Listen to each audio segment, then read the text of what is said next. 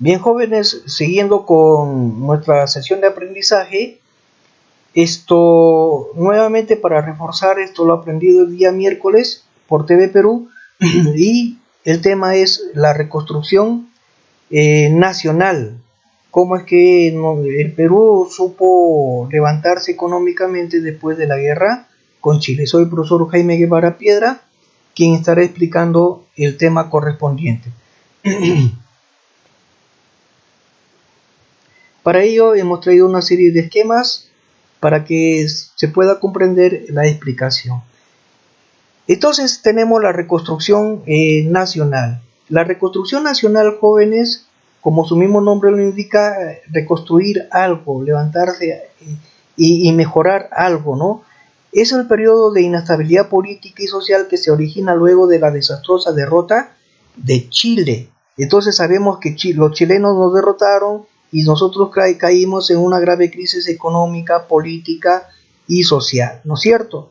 El Perú buscó resarcirse, o sea, buscó levantarse económicamente, invitando a las empresas extranjeras para que puedan venir acá a nuestro país a explotar nuestros recursos naturales, ¿no? Nuestros recursos minerales, y de esa manera pues el Perú debería haberse levantado económicamente. Pero también otras acciones como por ejemplo el cobro de tributos, ¿no? Etcétera. Las etapas de la reconstrucción nacional son dos. El segundo militarismo de 1894 a 1895 y el gobierno de Nicolás de Piero. A continuación te voy a mostrar pues los grandes personajes de esta época de la reconstrucción nacional del segundo militarismo, y encontramos a continuación los siguientes personajes históricos, ¿no?, de nuestra patria. Por ejemplo, tenemos al general Miguel Iglesias, su gobierno de 1883 a 1885, al general Andrés Avelino Cáceres de 1886 a 1890, el general Remigio Morales Bermúdez de 1890 a 1895, segundo gobierno de Andrés Avelino Cáceres de 1894 a 1895, y finalmente el segundo gobierno de Nicolás de Piero. El gobierno de Miguel Iglesias, este señor, que fue héroe de nuestra patria, asumió la presidencia del Perú a fines de 1882 y fue ratificado presidente provisorio del Perú por la Asamblea Constituyente en 1884. Sin embargo, Iglesias fue un personaje que no gozaba de la simpatía de la población a causa de su participación en la firma del Tratado de Ancón, ¿no?, que regalamos territorio al Estado chileno. Se reabre la Universidad Mayor de San Marcos, cuyo regente fue Francisco García Calderón. Se organizó el Colegio Guadalupe, se produjo la revolución indígena de Pedro Pablo Astuspari en Huaraz, Ancash, y encontramos dos personajes, Ricardo Palma, el bibliotecario mendigo, y Daniel Alcides Carrión. El bibliotecario mendigo fue el que reorganizó pues la Biblioteca Nacional saqueada por los chilenos. Los chilenos llevaron todos nuestros libros de la Biblioteca Nacional, y por eso es que se le llamó bibliotecario mendigo a Ricardo Palma, porque él iba de casa en casa pidiendo libros para poder reorganizar, para poder implementar nuevamente la Biblioteca Nacional. Y también tenemos a Daniel Alcides Carrión. Pedro Pablo Atusparia fue un indígena, el jefe de los indígenas de Huaraz, quien pidió pues solución a los maltratos de los indígenas, porque ellos trabajaban gratis para el Estado peruano, ¿no?, en aquella época, y ellos no querían así, se les cobraba tributos encima. Entonces este señor buscó pues su reivindicación, su derecho, pero fue apresado, torturado, ¿no?, etc. Luego tenemos al gobierno de Andrés Avelino Cáceres. Su gobierno se inició en 1886 imponiendo una política de austeridad en los gastos burocráticos, organizó el ejército y la marina, y asimismo procedió a anular el billete fiscal.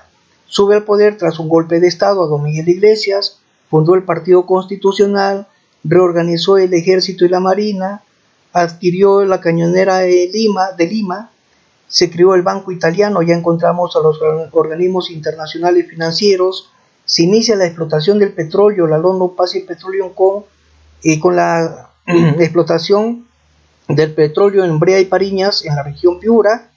Comienza el auge del caucho. El caucho fue un material un recurso natural que el Perú lo tenía en la Amazonía, y este caucho servía para la fabricación de los neumáticos de los primeros automóviles, jóvenes. En este su primer gobierno también vamos a tener otros acontecimientos que más adelante lo vamos a estudiar. También encontramos que en este primer gobierno de Andrés Avelino Cáceres vamos a ver la repatriación de los héroes de la guerra, Grau y Ugarte, que se encontraban en Chile, ¿no? Y lo enterraron en el Presbítero Maestro en Lima.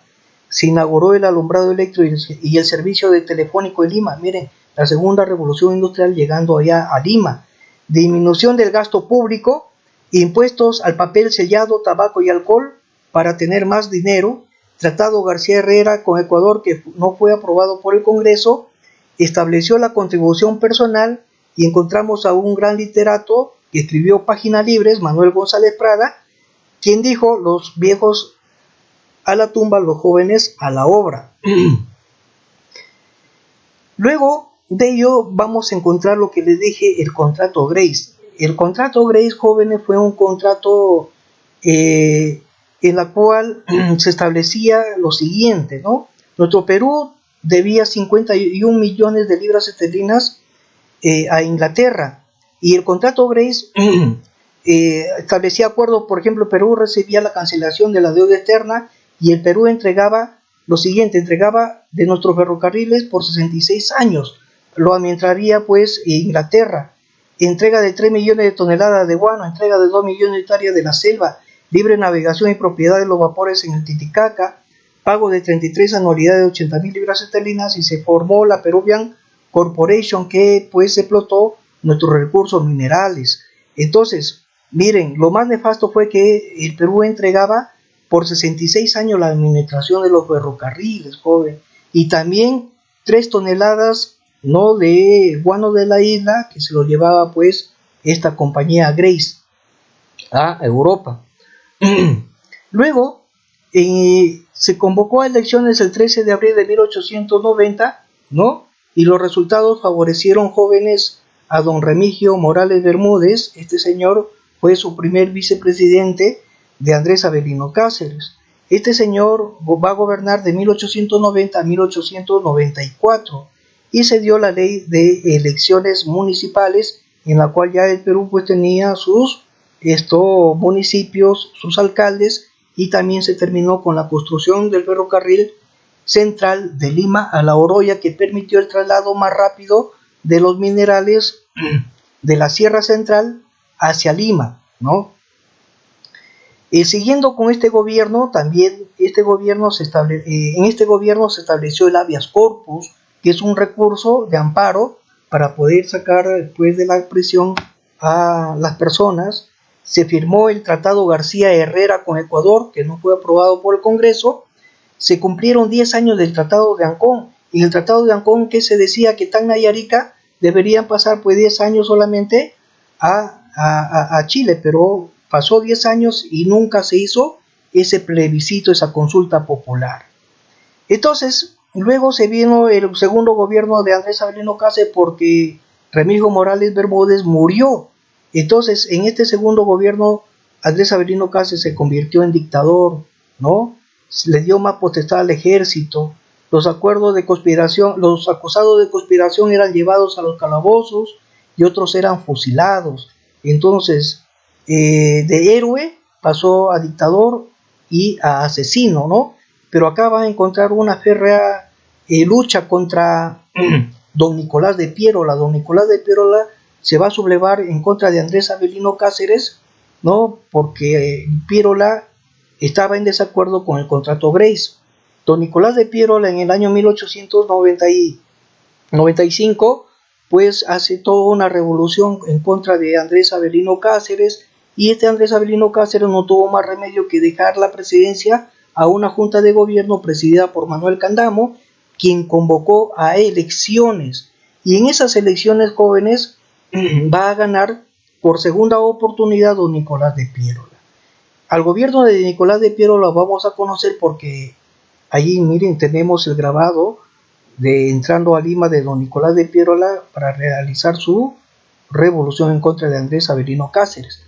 Entonces, como le decía, vamos a recordar al segundo gobierno de Nicolás de Piérola porque este gobierno fue netamente, o este señor se abocó a lo que es esto, la industrialización de nuestro Perú, a la modernización de nuestro Perú, como consecuencia de la segunda revolución industrial. Se creó la Sociedad Nacional de Industria, la creación de la Compañía Recaudadora de Impuestos, lo que ahora llamamos la SUNAT, creación del estanco de la sal, creó la libra peruana de oro, y el auge de los bancos italiano, popular, internacional, que es el sistema financiero peruano. Entonces, don Nicolás de Piérola empieza a modernizar nuestro Perú en todos los sentidos, ¿no? En todos los sentidos. También vamos a encontrar que va a modernizar al ejército peruano porque va a contratar a una misión a militares franceses para que vengan acá al Perú y pues capaciten a nuestros militares, y aprovechando esa llegada de esos militares franceses se crea o se funda la Escuela Militar de Chorrillos. Se estableció el poder electoral, ¿no? Se inicia la inmigración japonesa que ya hemos estudiado y comienza la agresión a los peruanos en Tacna y Arica por los chilenos. Los chilenos mucho maltrataron a los peruanos en Tacna y Arica en aquella época, jóvenes, y se firma el Tratado Billinghurst-La Torre. También se trajo al primer automóvil, el primer fonógrafo y los primeros rayos X. Con ello hemos terminado entonces esta etapa de nuestra historia llamada la reconstrucción nacional. Muchas gracias, jóvenes, ya les estoy entregando sus documentos para que lo trabajen.